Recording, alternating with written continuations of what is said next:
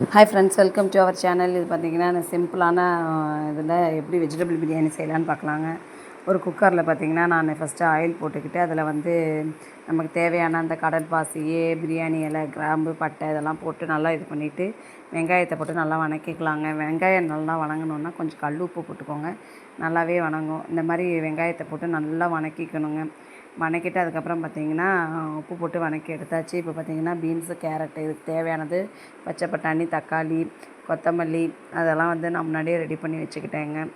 பச்சை பட்டாணி, பீன்ஸ், கேரட்லாம் ரொம்பவே நல்லாயிருக்கும் வெஜிடபிள் பிரியாணிக்கு. அப்புறம் பார்த்திங்கன்னா இஞ்சி பூண்டு பேஸ்ட்டு தனியாக எடுத்து வச்சுருக்கேன் அரைச்சி.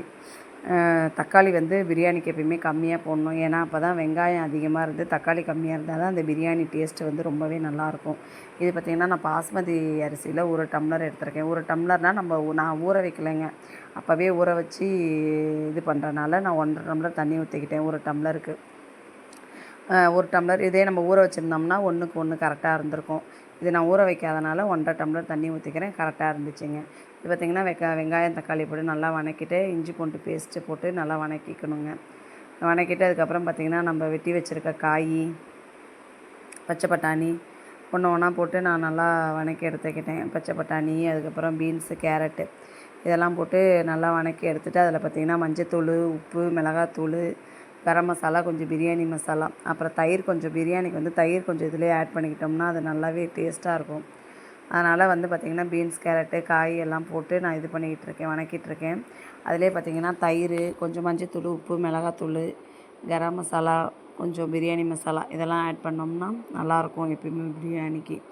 அதனால் இதெல்லாம் ஆட் பண்ணிக்கலாம் நம்ம. ஏன்னா காய் நல்லா வதங்கிட்டுருக்கு, சிம்மில் வச்சு வணக்கிட்டுருக்கேன், அதனால் அப்படியே இருக்குது காய். இப்போ பார்த்திங்கன்னா அதிலையே நம்ம மசாலா எல்லாம் ஆட் பண்ணி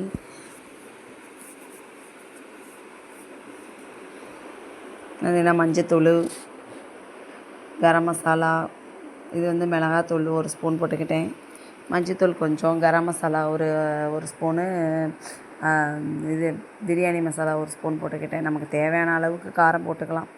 பார்த்திங்கன்னா எல்லாம் ஒரு ஸ்பூன் போட்டுக்காச்சு. அதிலே வந்து தயிரை வந்து இது பண்ணால் காய் நல்லா வேகுங்க அந்த தயிர்லையே.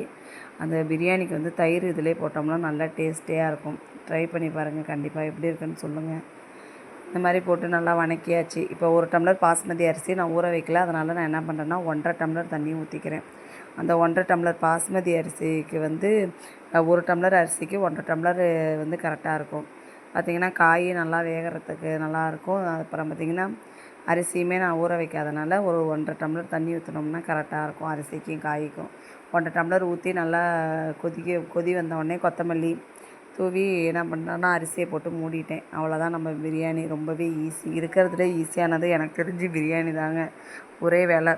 பாருங்க, நல்லா கொதித்தோடனே என்ன பண்ணலான்னா அரிசியை போட்டு கொத்தமல்லி தூவி நான் மூடிட்டேன். இறக்குனதுக்கப்புறம் விசில் வந்ததுக்கப்புறம் தான் நம்ம வந்து நெய் போட்டு அதுக்கப்புறம் ஓப்பன் பண்ணி நெய் போட்டோம்னா அந்த சூட்டுக்கே அது மெல்ட் ஆகி நல்ல டேஸ்ட்டாக இருக்கும். இவ்வளோதாங்க வெஜிடபிள் பிரியாணி. இதே தான் நம்ம சிக்கன் வாங்கினாலும் சரி, மட்டன் வாங்கினாலும் சரி, ப்ரான் எல்லாத்துக்குமே இதே டைப் தாங்க. செஞ்சு பாருங்கள். நம்ம ரெசிபி எப்படி இருக்குன்னு கண்டிப்பாக சொல்லுங்கள்.